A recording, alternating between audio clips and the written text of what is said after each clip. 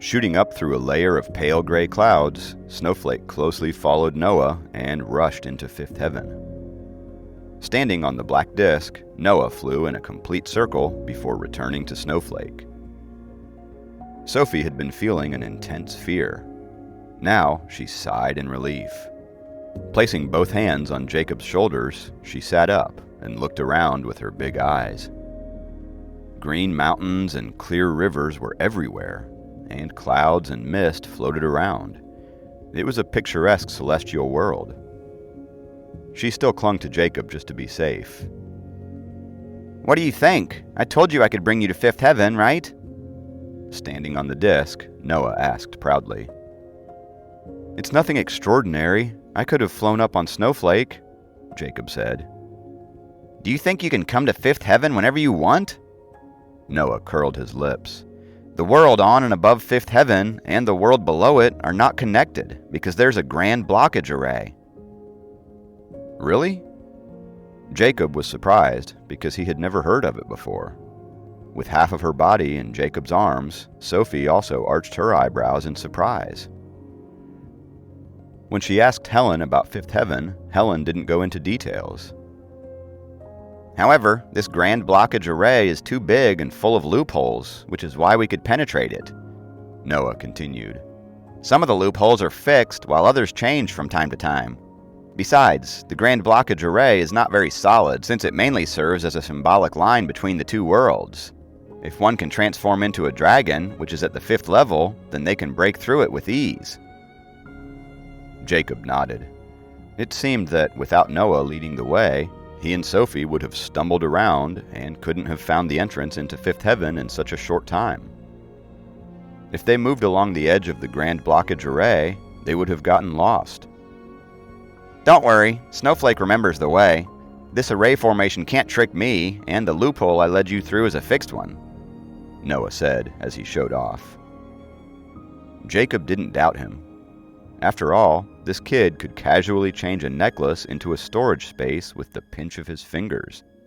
Ordinary array formations were a piece of cake for him. The array formations were like math. The simple ones were like basic algebra, while the complicated ones were like calculus.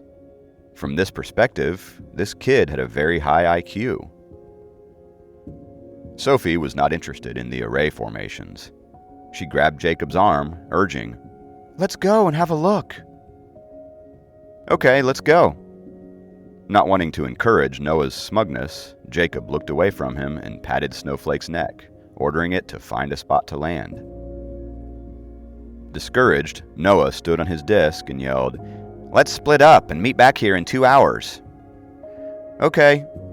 Jacob agreed immediately, knowing that Snowflake had ways of contacting Noah if they encountered any dangers. They were here for fun and didn't want to stay with Noah, who was quite arrogant. Sophie turned her body forward while Snowflake moved its paws in the air and flew toward a nearby mountain. There were no factories or tall buildings here, presenting the beauty of primitive mountains and forests. According to Helen, the mountains on and above fifth heaven were elevated into the sky by the major cultivation sects with huge array formations by force. The mountains were connected to each other, and they spread into the distance. Sitting on Snowflake's back, Jacob and Sophie looked down and saw some mountains hovering in the sky further away. That was why the cultivators in the Chi refinement realm didn't dare to fly freely, even if they possessed basic flight treasures. If they were not careful, they would fall into the mortal world and burn into ashes before they entered the first heaven. With Snowflake, an advanced flight machine, Jacob and Sophie didn't have to worry about that. In fifth heaven, even a core formation realm cultivator couldn't afford a spirit beast like Snowflake.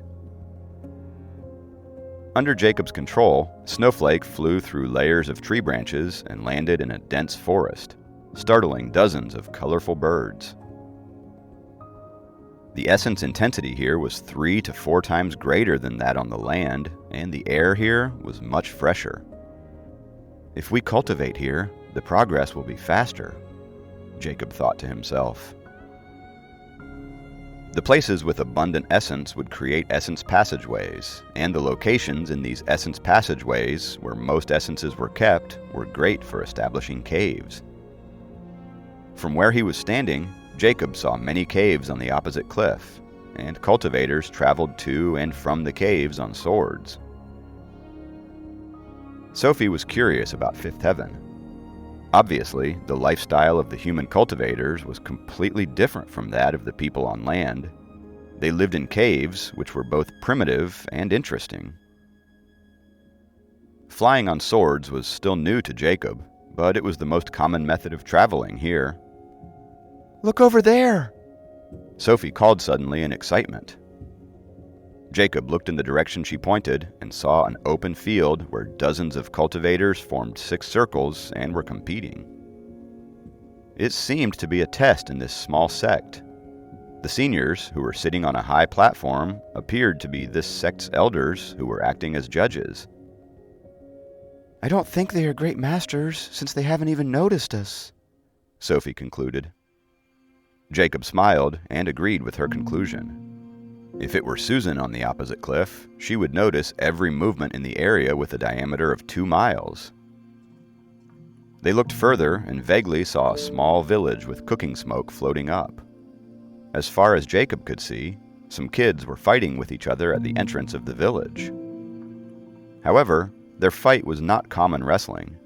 They formed groups, and one of them was even hovering in the air half a meter from the ground, probably using some note or spell. All the residents on or above Fifth Heaven are cultivators.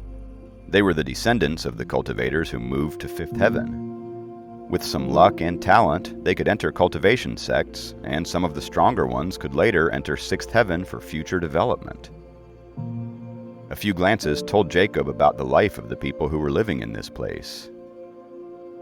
Who's there? Someone finally noticed Jacob and Sophie, who stood halfway out of the forest. Thinking they were invading enemies, more than 10 cultivators who had been loitering on the cliff flew toward Jacob swiftly. Seeing the cultivators rush toward them, Sophie panicked. She grabbed Jacob's hand and was ready to flee. Jacob suddenly released his aura. A core formation realm cultivator!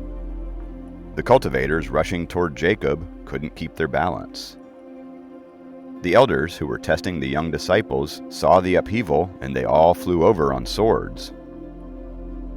When they got close, they sensed Jacob's aura, and their anger changed into politeness.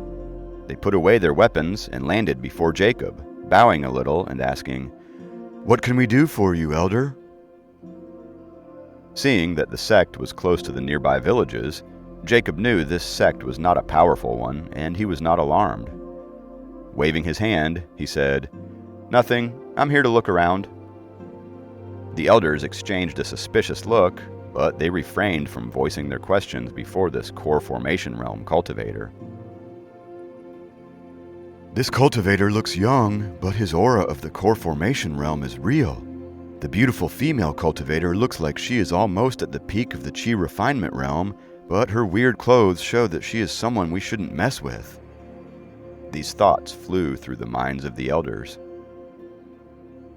As an affiliated sect on Fifth Heaven, their responsibility was to manage the surrounding villages and regularly select talented kids. In the sect, the most powerful elder was only a mid-tier Foundation Establishment realm cultivator. Although they ruled several villages, they didn't dare to show any sort of entitlement before Jacob.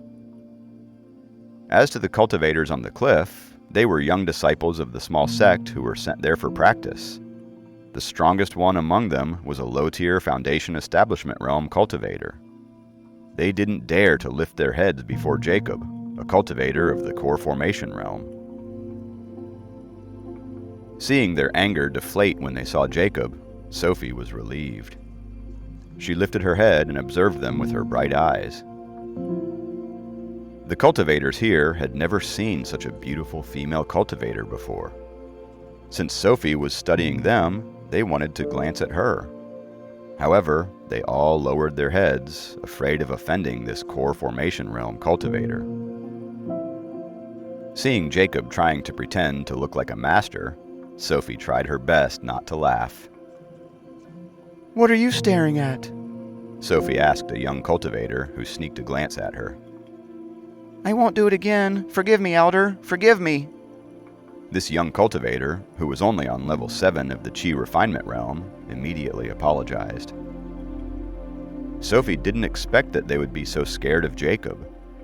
She froze a second before immediately taking her words back. That's okay. I was just kidding. Her smile was so beautiful that the young cultivators were dazed by it. After all, there were few female cultivators in the world, not to mention beautiful female cultivators who were about to charge into the Foundation establishment realm. Of course, if they knew that Jacob had 2 nascent Soul Realm maids, they would have been stunned. Seeing their expressions change from anger to astonishment to fear and then to joy, Jacob was afraid that they would go crazy. He asked, "Do you have spells for controlling swords and flying on them?" The leading elder didn't expect such a request from Jacob. He thought for a moment and said, cautiously, We have only the most basic spells. "That's the one I want," Jacob said. Then please wait a moment, Elder. The elder didn't dare to ask Jacob why. He took out a roll of bamboo slips and copied the spell onto it. "And we need 2 swords," Jacob continued. After all, it was too eye-catching to ride Snowflake, but flying on swords was common here. Sophie understood Jacob's intention, and her face flushed with excitement, since she had never tried flying on a sword before. This was going to be an interesting day.